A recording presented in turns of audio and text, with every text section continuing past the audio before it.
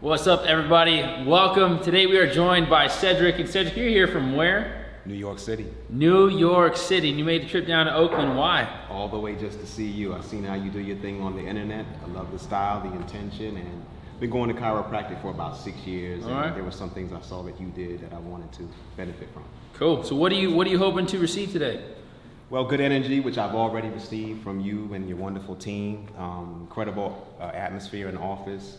But specifically, got some thoracic, upper back issues, and just want to get a little release from that. And for the most part, whatever else you think I need. All right. So for those of you out there in YouTube world, we are hosting people here at the Source Chiropractic in Oakland, California. We'd love to see you. So we've done our assessment, and now we're gonna have you go lay face down on the table. And so Cedric did bring his x-rays in as well, and we were able to see that his C5, C6, and C7 had a lot of degeneration.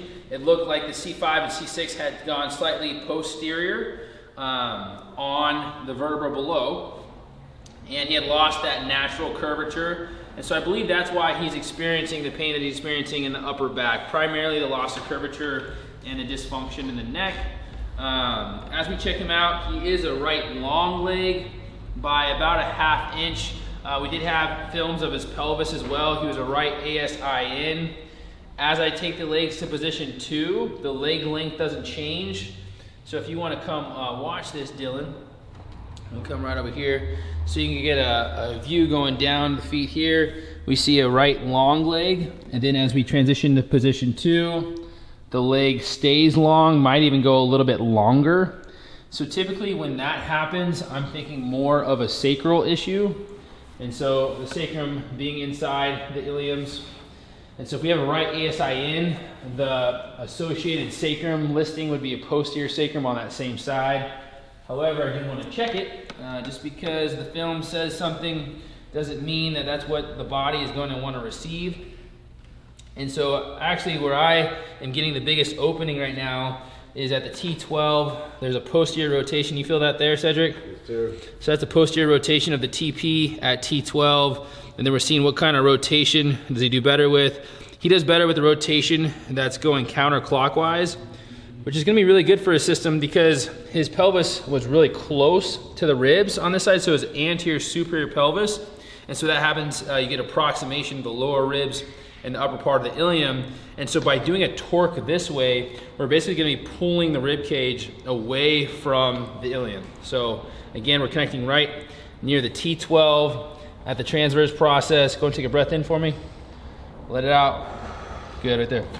Perfect.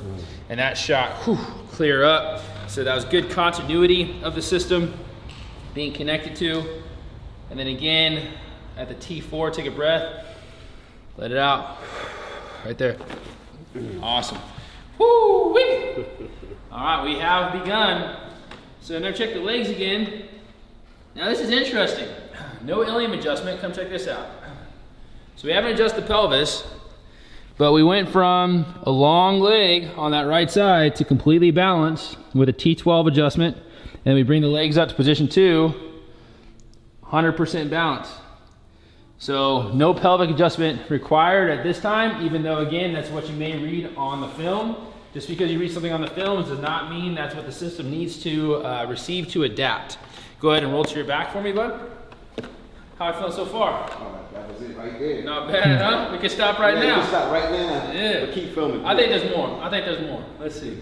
So again, the films, we saw degenerated C5, C6, and C7 with some posteriority. And he also said he does pretty well with traction. And I've seen that. So basically what's happening is the C5, C6 are compressed on top of each other. And then there's some posteriority. And so I did just pick up a new tool here for the Source, which is the Y strap that was created by Pettibon. And I've been enjoying using it for specific things to specific people. So a compressed occiput when the base of the skull is compressed on top of C1, or when you have compression of the C5 and C6 vertebra. Typically, when done, they would find a way to support the legs. So sometimes what they do is they strap the ankles in, or you can hang the legs off the table. I've seen Dr. Joseph, I believe it's Cipriano, hang the legs off the table a little bit. I do notice that when you hang the legs off the table, you can create a little bit more of an arch in the lower back. And so I believe I found a way to finesse this in a way that you can make the adjustment that you need to make without creating distortions in the spinal cord. And it just takes a proper setup. And so go lift your head up for me. Good. And then I'm going to let it go down. And so primarily we're going to get the tension on this at closer down the bottom of the neck. So we're gonna go actually closer to C5 and C6, so not much at the occiput. And so what I wanna feel is that in the pre-traction, I'm getting a little bit of P to A glide and slide of the C6 on C5, and that actually feels really good there. Checking the ear position, we're good. So now I can bring this piece down. There we go. And again, I'm gonna do a little bit of pre-traction. That's perfect. Go ahead and take a breath in for me. Let it out. Awesome. One more, just like that. Let it out. There it was. Nice. Woo.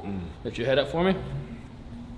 So if you saw that, the direction of the impulse, since we're at C5, C6, going mainly P to A with a little bit I to S, so it's here. When I do occiput, it's gonna be a little bit flatter here.